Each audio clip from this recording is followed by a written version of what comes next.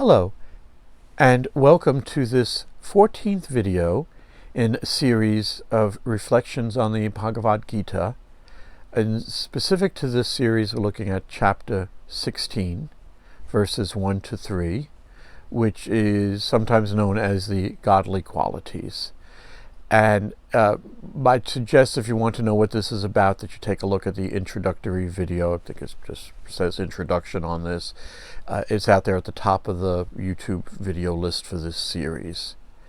And if you've done that, or if you've looked at any of the videos before, you know that we begin by, as it were, putting aside some of the cares of the day and just coming to this clean and at rest. So by whatever method that you use to bring some inner stillness, I use a method that was given by the School of Practical Philosophy in New York. They call it the exercise, coming to rest. Very simply, just be aware that you have a body, that you have a mind, that the body is sitting in the chair. Sometimes good to close the eyes because we're still darting about from everything that's going on, and keeping them a little bit more under control, as we'll see, is helpful. So just come to rest. There's nothing to do. There's nowhere to go.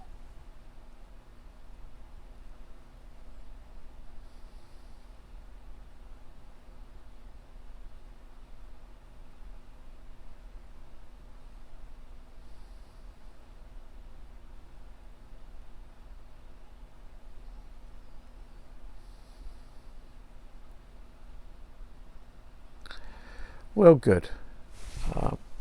As I've said before, if a longer time you feel is necessary, just put the video on pause, and when you're ready, we'll still be here. Now, we are on verse 2 of chapter 16, and we have, let me just read the parts of the first line that we've either have spoken of or are going to speak about today. So we started with ahimsa, satyam, krodhas, tyaga, and ahimsa we found out was harmlessness. We had 2 videos on that. It turned out to be a larger subject than it appeared at first. Satyam, which translates as truth, and today we are doing akrodha, which I know that these show up.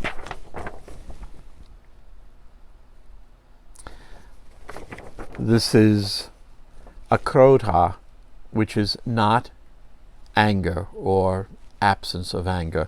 And we've already talked about in front of a word, meaning that negates it. You know, akrodha is not angry, not filled with anger. So absence of anger. Now, generally what I do is I read the dictionary definitions of these words, because that's kind of the starting point for the reflection. But what I'm actually going to start with, and I believe this will be probably the second series that's done, because I think it's useful given current conditions. And as I say, I work from the Gita with commentary by Shankaracharya. And I am in chapter 2, and I believe that we're going to start with verse 60 and read a little bit of this. The dangerous senses, O son of Kunti, forcibly carry away the mind of a wise man, even while striving to control them. Restraining them all, a man should remain steadfast, intent on me. His knowledge is steady, whose senses are under control. When a man thinks of objects, attachment for them arises. From attachment arises desire. From desire arises wrath. From wrath arises delusion. From delusion, failure of memory. From failure of memory, loss of conscience. From loss of conscience, he is utterly ruined.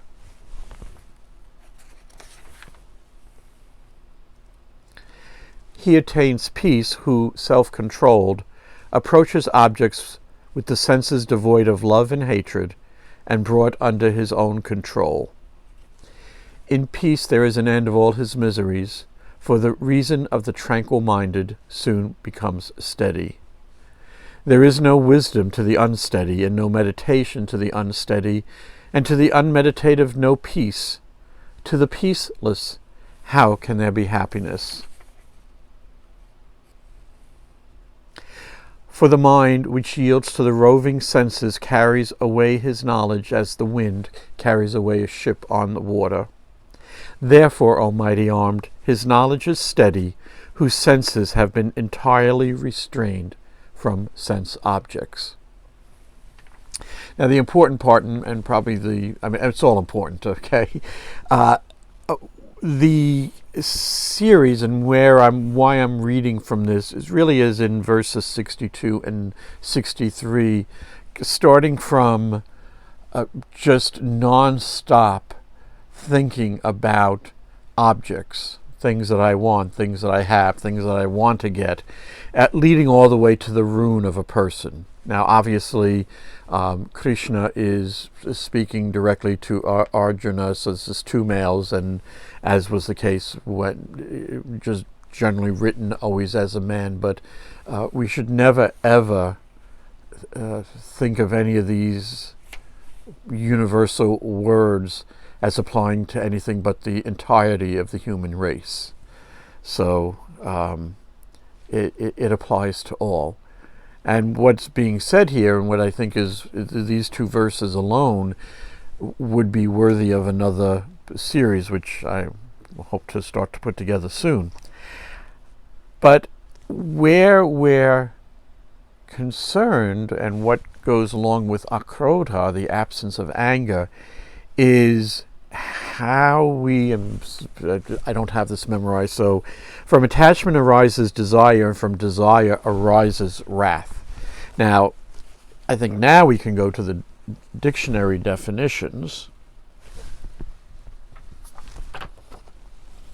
So let's just do that, and then we'll kind of bring this together.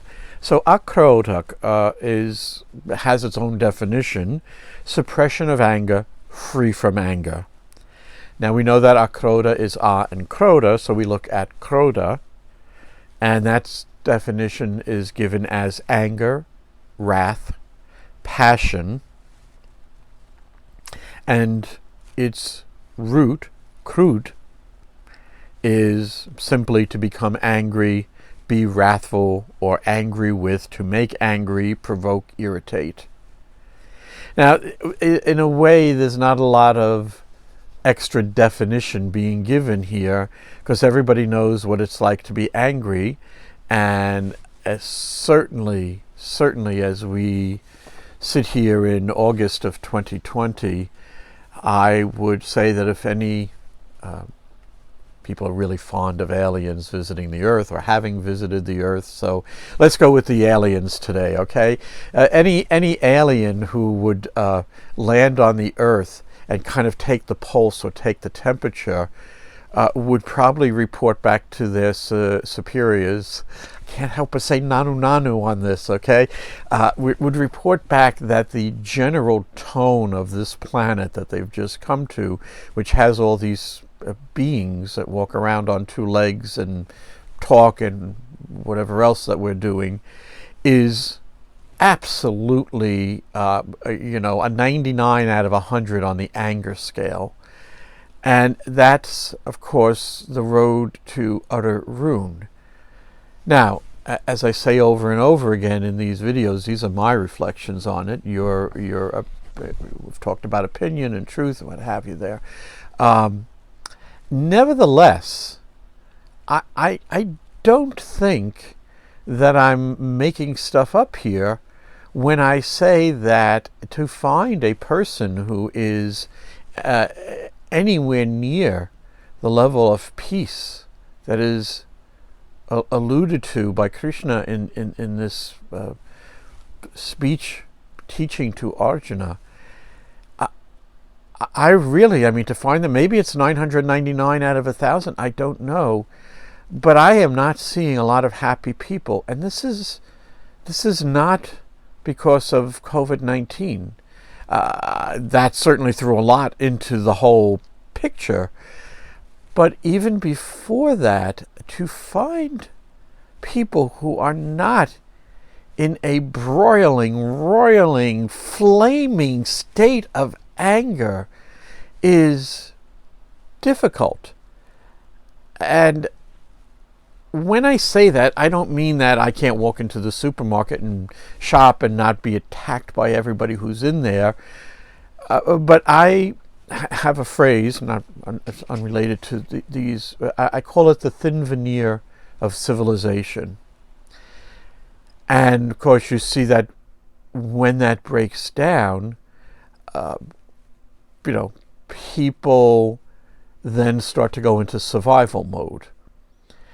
And I'm going to say, fortunately, here in America, which is where these are all coming from, I don't think that we've quite gotten there yet, but certainly the balance of spilling out of anger is just more there. And I have to make a distinction here, and this is a tricky one, of what are we talking about when we say anger, and what are we talking about when we say the need to act.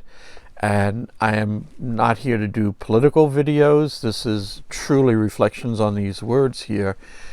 So whichever side of the fence you fall on the various protests and movements that are out there, I'm going to say that is, if you will, anger in action.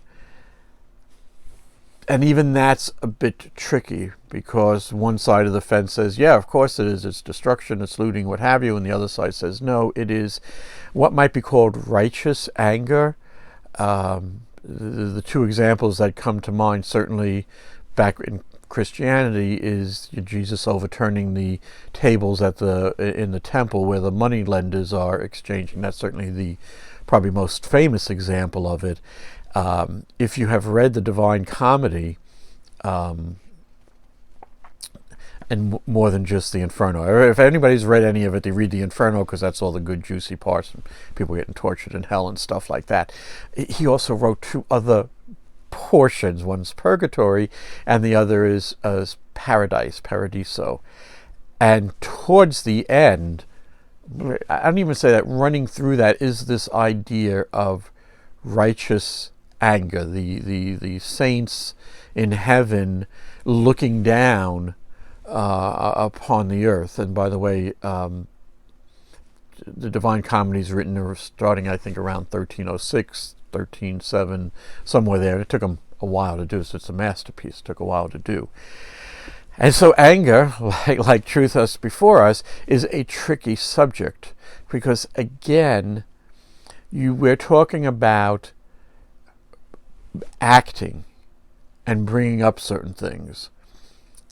And on the one hand, we don't need, certainly would help a lot, we don't need kind of unbridled anger at everything and everyone. On the other hand, there may be a time when a certain amount of passion and emotion has to be given to a subject. If people are, I'm just going to leave it at people. Again, I'm trying. When we get to anger, it's hard not to get into all the things that are happening. And unfortunately, at least here in America, I can't speak for other countries. Right now, it's practically all-out war of Republican versus Democrat. I don't know what other countries are doing, if they have quite that same divide that we're experiencing here in America. But certainly if you were to, and as I said, let's go back to the aliens, if they were to take the pulse of at least America, and I do kind of think it's the planet as a whole, there is a huge amount of individual and personal anger, and then over the past 50, 75, couple of hundred years. It's hard to pinpoint where some of these things spring from and how they play out in the creation, but there is a huge amount of general anger, of which some things really do need a bit of something applied to them, whether it's a passion, a looking at it, an understanding of it. But I am here kind of reading it in the first way, and we can go back to the second way, and we may need a second video on this one. But free from anger, I would much rather have a passionate, emotional, able person to deal with some of the things that need to be dealt with than someone acting purely from anger. So most of us in our daily dealings are not called upon to make life or death decisions. We are not facing, depending upon where you're living, we're not facing protests in the streets. We're not facing difficult to say. We're not facing police brutality in however way that's defined. And yet, if we look at this and when somebody say, well, yeah, all of these things have been happening. That's why I can't pinpoint a year.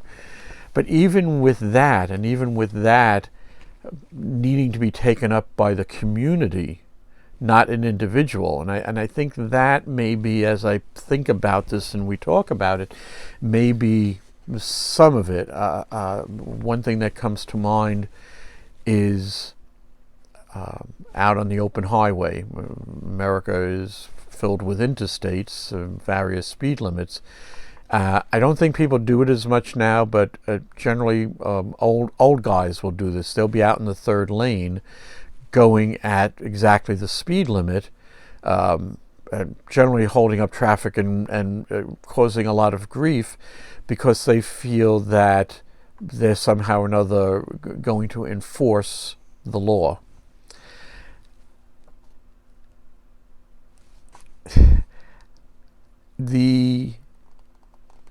From a previous video, one of the things I mentioned is the reason why you have laws is people have forgotten how to actually act toward each other.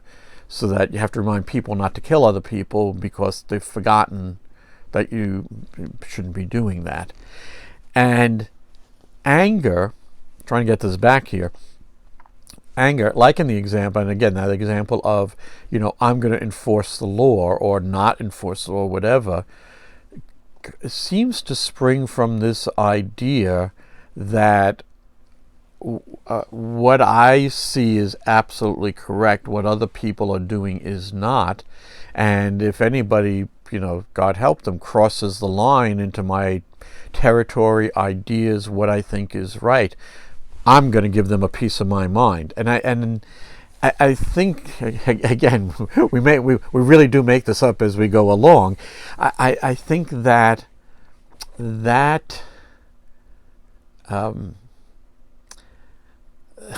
I always keep coming back to the idea of smiting of my enemies. Okay, I may have mentioned this at 14 videos in. I'm not sure what I've said but there's a lot of I think it's in the righteous video.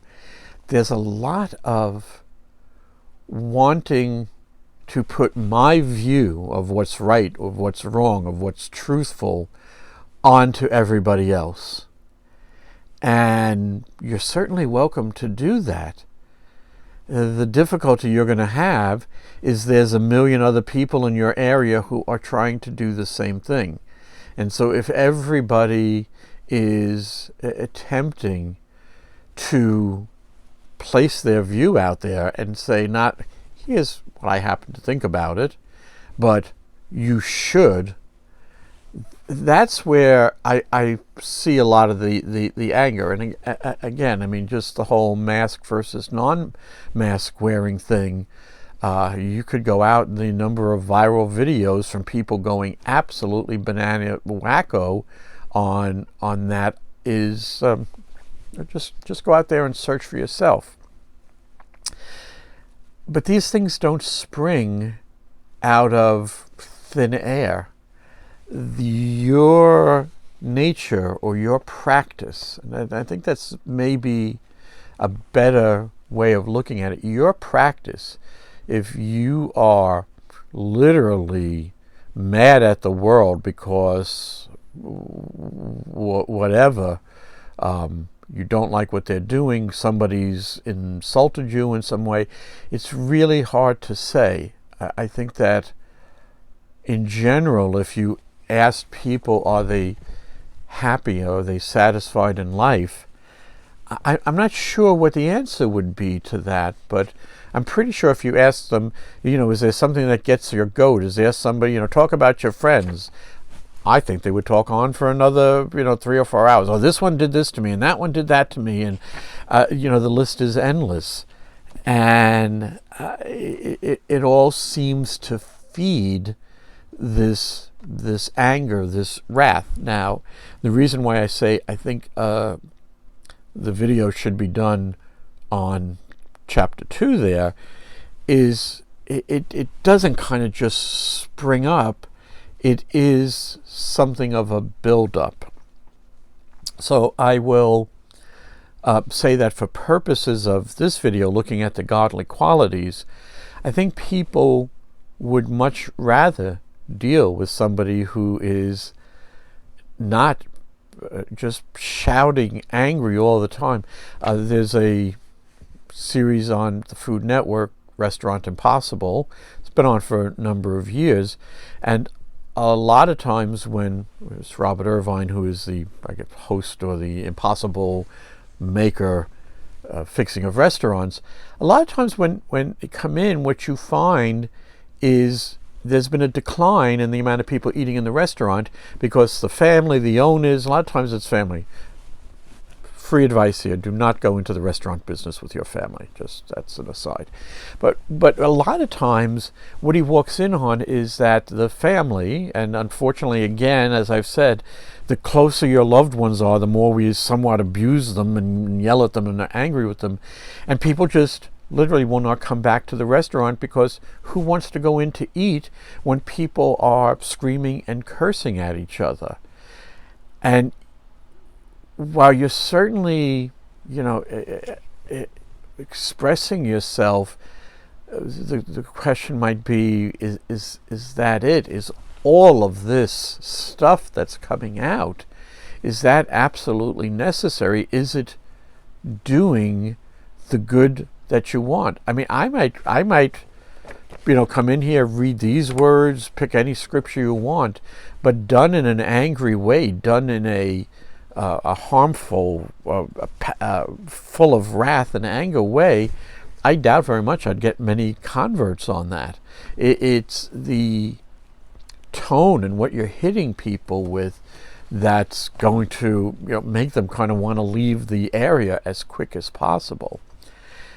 So that's kind of a general overview and general first readings of this. There's other stuff that's here that I had picked up. So it's a little rambling. I can hear that now, but it's a subject that I think is, one, very easy to get a handle of, because each of us, myself included, gets angry at certain things that hit against us. Okay. On the other hand, is it as bad as we think, and why? There's a lot of these keep. Why do we feel the need to just yell and scream at sometimes complete strangers? I'm not sure, but boy, I don't know if I'd want to live in that house with somebody who's just ready to explode like a boiler on ultra high pressure. So again, I'm nothing great, nothing earth-shattering here, But I do believe that we are, as a civilization, running to ruin via the method whereby, with our desire, with our out of control, not able to keep our mouth shut sometime, being angry at what anybody says or does, and then the resulting losses there, that again, another sound would be useful to have out there. I'm still going to stick by, this may come back to bite me, I'm still going to stick by that there are things that definitely need passion, that definitely need the heat and the fire. Is it possible to do that? In fact, I know, just reminded me that we have some of those very words coming up. Is it possible to be passionate about things that may need that kind of passion, that may need that kind of fire in order to get it moving? Is it possible to do that without, and I really do call it, abusing everyone around you through your anger and your wrath?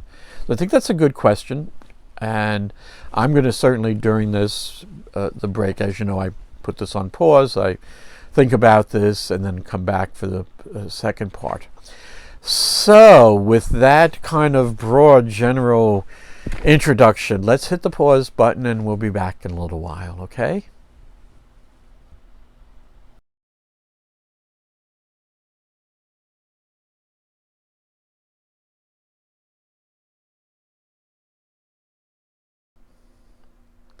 Hello, and welcome back to part 2 of this video. We are looking at the second verse of chapter 16 of the Gita, and the particular word today that we are looking at is akrodha, absence of anger. I think that from the definitions, as we generally look at them, and from what was said in the front, the first video, I think that in one way it covers the definition. What is it when somebody's angry? What kind of a state are they in? How does that affect people around them? And that's pretty well the same for any of these words that we have looked at, whether it's giving or fearlessness, purity of being.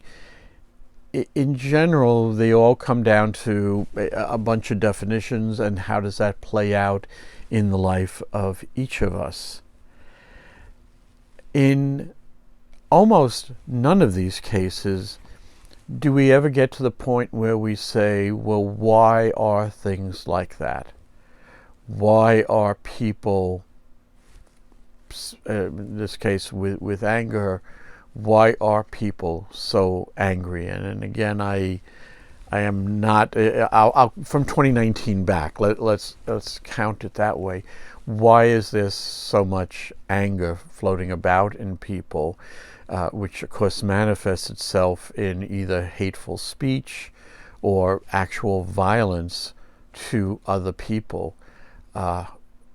You can see it in any of these videos and the confrontations. It's literally a kind of a beating and killing out of whether it's a person or thing, but there is an incredible amount of violence, not only in that, but really in our actions day to day. And then that goes back to what I was saying about, taking the temperature, taking the pulse of where we are. You just need to look around and watch how people act in the supermarket, how they act on the road. I mean, it's got its own name. It's got road rage. The general tone is just one of blasting through. Get out of my way. You're somehow or another messing up my life. And in fact, your very existence is an insult and an affront to me. Now, going back to what I said before about the thin veneer of civilization, there is a certain amount of social graces that we've all been taught that keep this more or less under control. I mean, you can still walk down the street semi-safely. Just like I said before about that you cannot legislate morality. There is no law you can pass that will make people be good. That has to come from within them. And so what I used to say maybe 10 years ago, 15, I'd have to look up when Columbine High School was, but the reason why you and I can walk down the street in relative safely is due to the goodness or the lack of anger or the lack of people who have not lost control of their senses.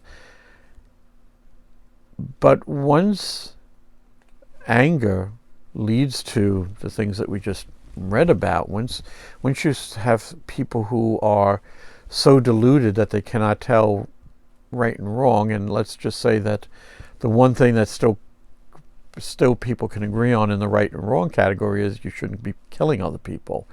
As I said before, everything else seems to be up for grabs, even stealing.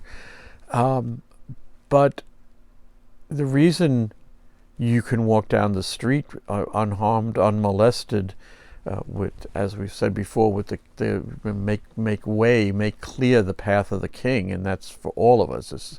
It's that those around you are by their own good action, by their own peace, by their own sanity, are not going to bring you harm. Unfortunately, that is no longer the case, and anybody walking down the street is subject to the whim of some person who is quite literally out of their mind. And I say these things, I try to keep them light at the beginning, but I say these seriously. But if you think it's all relative, then you don't have anything to stand on when somebody shoots and kills you or your loved ones, because, well, that's your opinion. There needs to be a point where you are sane enough, and that's why this whole progression from getting caught up in objects, desiring them, being wrathful because you can't get everything you want, forgetting anything that you've ever learned because you're in this state of wrath and anger. You're not going to reason with anybody who's in that state. You need to kind of get them, calm down a bit first, where everything can operate. Much like why we pause at the beginning of each of these videos. You need a break. I would say in the past, I'll go with 50 years just because it's a nice number. We are operating in full-on revved up mode without so much as a chance to take a breath. And that is going to lead to a lot of anger. It's going to, because everybody's in your way. I've talked before about how people drive on the road, and sometimes I like to say to people, listen, if you think that everybody's everybody who you run into on the road, and I don't mean like an accident run into, everybody who's in front of you on the road, is in your way, slowing you up. Maybe it's not everybody else. Maybe it's you. And that doesn't apply to just the road, that applies to everything. If every single person somehow or another is a cause of bringing up anger in you, perhaps it's not everybody else around. All of these words that we've looked at, all of this reflection tends, and I would say rightly so, to come back to the individual. How are you acting? again, I don't care what law you pass, it is not going to make you act any better. That comes from your being understanding what it means to be a human, what it means to act civilly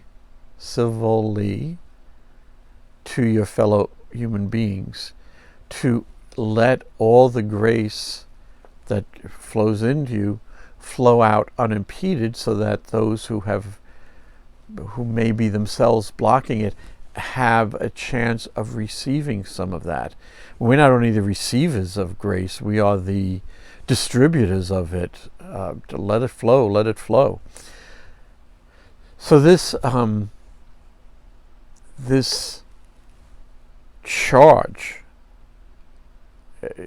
yes, it may be necessary to be passionate, to be fiery about something, but if you're looking to, pretty well just chop off the heads of everybody around you, may have been a little bit too far. Now, have found this a much more difficult topic than I thought. In fact, given current conditions, I had said to myself, oh, this will at least be 2 videos in and of itself, if not 3. And yet, in looking at anger and what brings it up and why there's so much of it, in one way, the answer to that is everything that we've talked about before, which is it needs to come from within unimpeded. So we end up at the same spot as we do with each of these videos of me saying to people, well, what are you gaining by all this anger? Now, part of it may be, well, I'm just blowing off steam. Unfortunately, as I've been told, yeah, that's great for you, but what about the rest of us who are at the receiving end of all this stuff that you're, boom, boom, boom, this, that, it may be a temporary relief, but it's going to be right back unless some, so I think the next word is renunciation, and unless some sort of renunciation, some sort of giving this up is done. But if you are going to hold on to every hurt that has been done to you, or perceived hurt, or real hurt, if you're going to hold on to that for the rest of your life, I think that you're going to have a very tough time. And I think that people are just going to kind of give up wanting to be around you, because whether you will or not, that sense of hurt, that sense of things didn't go right for me, or I'm entitled to, whatever it is going to keep coming out. And it just doesn't make for a pleasant person to be around. And trust me, I know this one from experience too. So why I keep coming back to it's you, what have you got in your heart, what have you got in your mind that's skewing things. The straight path is where it starts, but bounces off everything that's in your heart and mind and comes out bizarrely. I think that might be a good word for this. It would be useful to consider, before you start to speak, what is it you're about to say? And if what you're about to say is just kind of shooting out like the volcano, which is a very appropriate image for all this anger and wrath, if it's just this spewing out of foulness and hate and anger, why and what happened to your ability to live at least at the base level of human, that you have some sort of ability to control?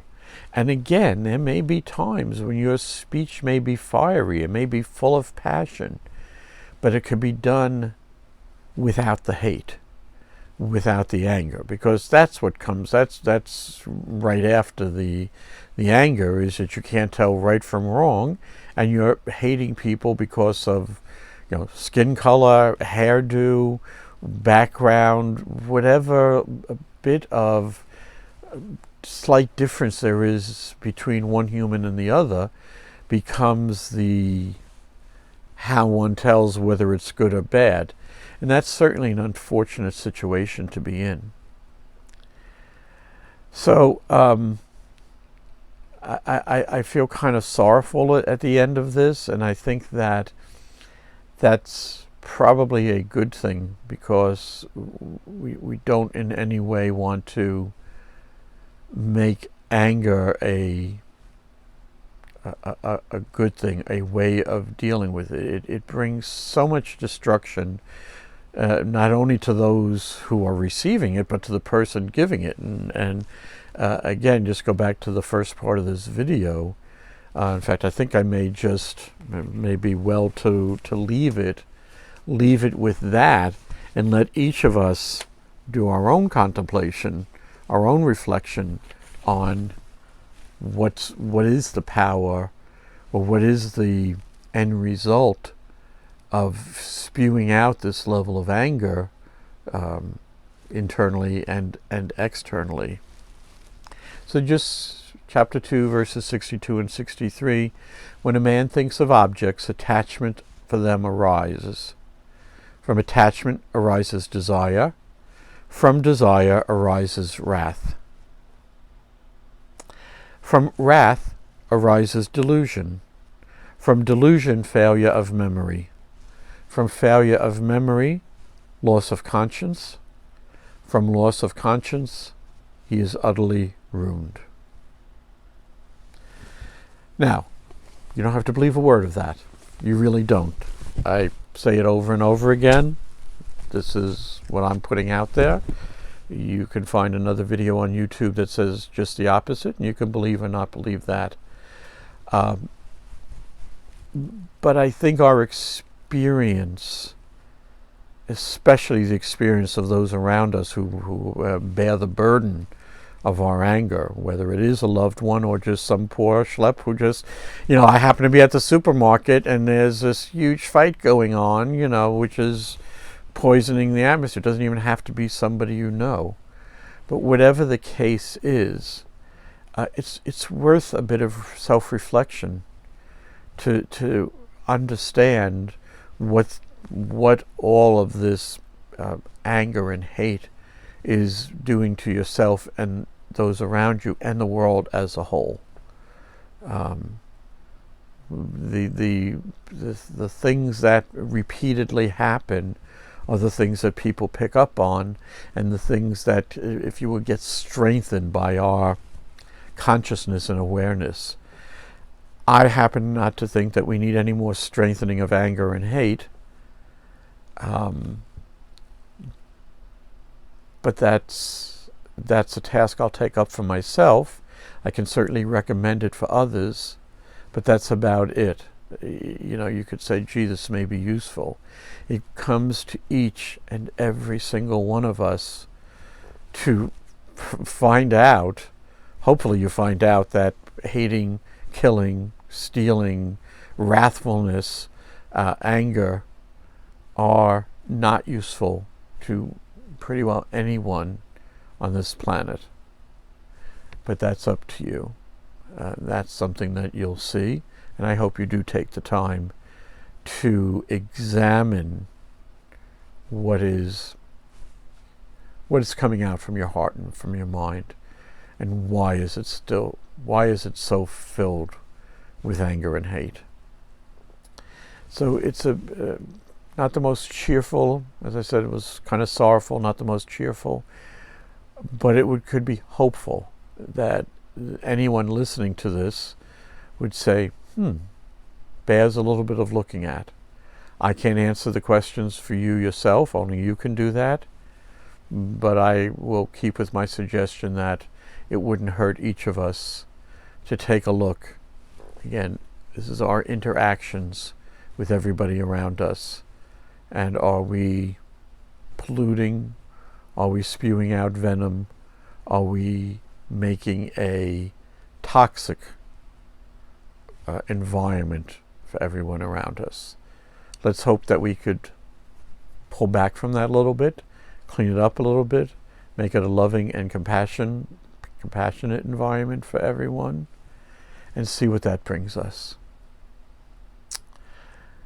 So even with all of that, I'll still say, as we've been in the past, if none of this appeals to you, there's plenty of cat videos out on the internet, so enjoy. Until next time.